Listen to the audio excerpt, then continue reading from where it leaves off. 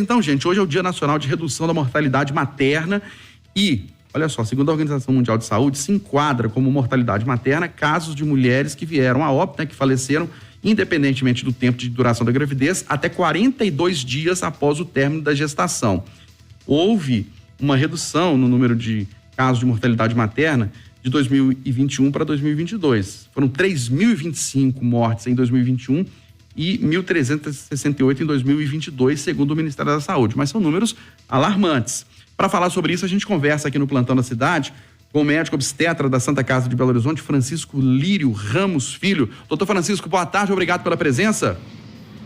Boa tarde, Stark.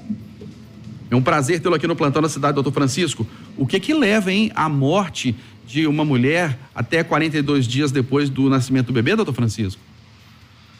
Stark, então, assim, os números são assustadores. Nós temos no mundo, por dia, 830 mortes maternas. Então, é um número assustador. Se você imaginar aquela mulher que engravidou e durante a gravidez, essa gravidez complica, não tem um manejo adequado, um acompanhamento adequado, então, no mundo, todos os dias, são 830 mulheres que morrem, durante a gravidez ou até 42 dias após o término da gravidez. E após a análise e investigação dos casos, chega-se à triste conclusão que 90-95% desses óbitos não deveriam acontecer. É uma tragédia, Aquela mulher que não teve um acompanhamento pré-natal adequado ou não foi identificado um risco gestacional para que ela fosse encaminhada para um pré-natal de alto risco, ela não vai para uma maternidade de referência que tem toda a assistência para ser prestada a essa mulher, e aí pode complicar com o óbito, coisa que não deveria acontecer. Sim, e essas mulheres morrem de quê depois do parto, doutor Francisco?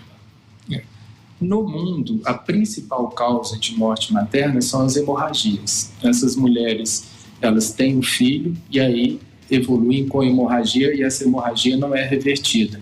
No Brasil, a pré-eclâmpsia e eclâmpsia, que é aquele aumento da pressão na gravidez, ainda está em primeiro lugar. Depois da pré-eclâmpsia vem as hemorragias, a infecção pós-parto e o abortamento infectado. Então, aqui no Brasil, ainda é a pré-eclâmpsia e eclâmpsia. Doutor, existem casos também, e é uma preocupação, de mortes durante a gravidez? Isso. Então, o que a gente fala para a gente evitar essa tragédia, que é uma grande tragédia? Que a mulher, que aquele casal tivesse acesso a um planejamento reprodutivo. Eu estava vendo aqui no intervalo você falando da importância do SUS, então que toda mulher tivesse um acompanhamento da sua saúde feito de forma adequada para que ela pudesse planejar junto ali com o seu parceiro, planejar um momento oportuno para a gravidez. E mesmo assim, se engravidar no momento oportuno, se for identificado algum risco, que ela seja imediatamente encaminhada para um pré-natal de alto risco para ter uma assistência qualificada e que ela tenha como referência a sua maternidade. Ela tem que saber, qualquer momento da gravidez que ela passe mal, que ela tenha uma maternidade de referência para prestar assistência adequada à sua saúde. E a gente, voltando a falar do SUS e reforçando, a estrutura no SUS suficiente para o acompanhamento das gestantes que não tem condição de ter um plano de saúde ou pagar particular?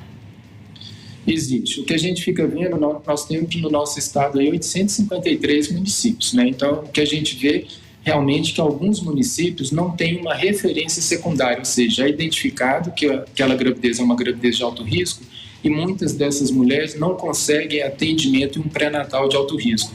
E aí, às vezes, elas complicam nas maternidades das cidades do interior, que não tem, às vezes, uma estrutura com uma assistência adequada, e então, às vezes, elas chegam aqui nas nossas maternidades, dos grandes centros, maternidades de referência terciária, maternidade de alto risco, e às vezes já chegam com complicações irreversíveis, que pode levar tanto ao seu óbito como ao óbito do seu filho também, do seu bebê. Então, existe sim, realmente, nessa estrutura, nesse grande número de municípios do estado, e realmente existe uma falta de referências de medicina secundária, que seria uma atenção especializada, um pré-natal de alto risco. E, reforçando, existem casos preocupantes, número de casos preocupantes em relação à morte durante a gravidez e aí também o bebê não sobrevive? Sim, o que acontece é que às vezes essas mulheres complicam, vamos pensar aqui o aumento da pressão, que é a principal causa de morte materna no nosso país. Então, nada mais simples que uma consulta mensal de pré-natal para que seja aferida a pressão dessa mulher. E é identificado o aumento da pressão, que ela tem uma medicação adequada para controlar a sua pressão e que seja encaminhado para um pré-natal de alto risco. E nesse pré-natal de alto risco vai ser avaliado tanto a sua saúde como do seu bebê, porque a partir do momento que ela tem esse aumento da pressão, pode levar a complicações, como uma insuficiência placentária que pode levar à morte do bebê. Então, às vezes, a gente tem casos trágicos que a paciente chega no hospital já com a morte do feto, com a morte de seu bebê, e, infelizmente, ela também evolui para o óbito. Então, isso é identificado no pré-natal, um pré-natal de qualidade, que ela seja acompanhada de forma adequada e que nesse pré-natal seja dado todas as orientações para ela dos riscos dessa gravidez e dos sinais de alerta.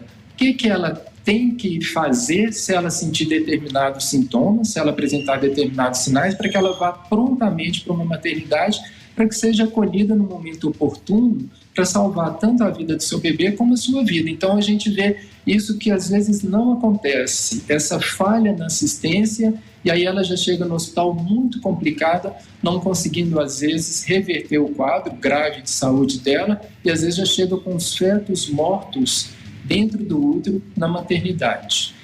E essa procura deficiente para o pré-natal é mais por desleixo da gestante ou por falta de estrutura, falta de informação de que é necessário fazer o pré-natal, uma consulta mensal? Qual que é a avaliação do senhor? Eu acho, Eustáquio, que a coisa tem que começar lá na adolescência, na hora que a gente fala de informação, saúde sexual.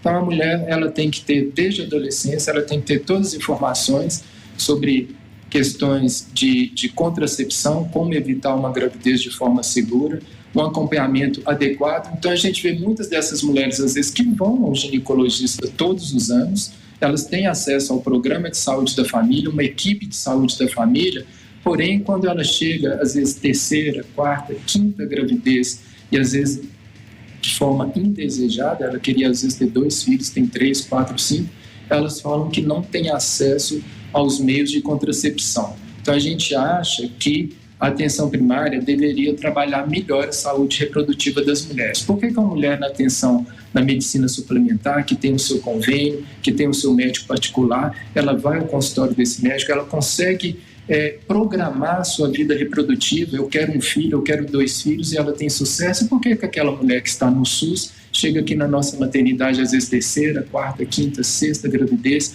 e muito complicado o seu estado de saúde, e às vezes evoluindo com óbito e deixando 3, 4, 5 filhos órfãos em casa? É uma grande tragédia. A morte materna é uma grande tragédia. Além dessa mulher perder a vida, vai mudar toda a estrutura familiar, às vezes deixa órfãos 2, 3, 4 filhos ainda menores de idade, e que às vezes o marido dessa mulher, o companheiro dessa mulher, não tem simplesmente nenhuma estrutura para educar sozinho essas crianças. Tem que sair para trabalhar e essas crianças se perdem, Eustáquio. Então elas perdem a mãe e perdem contato com o pai, perdem contato com os irmãos, fica um filho em cada local com algum parente. Então, assim, a morte materna é uma grande tragédia. Então, a gente tem que fazer muito por essas mulheres, dando acesso a essas mulheres para que elas planejem quando vão engravidar e quantos filhos elas vão ter. É isso que acontece na medicina suplementar, é isso que acontece na rede privada. Então, nós temos a obrigação de ofertar isso também para a mulher do SUS, para a usuária do SUS. Muito obrigado. Médico obstetra da Santa Casa de Belo Horizonte, Francisco Lírio Ramos Filho. Doutor Francisco, obrigado pela participação, pelos esclarecimentos. Um grande abraço. Grande abraço, eu que agradeço a oportunidade.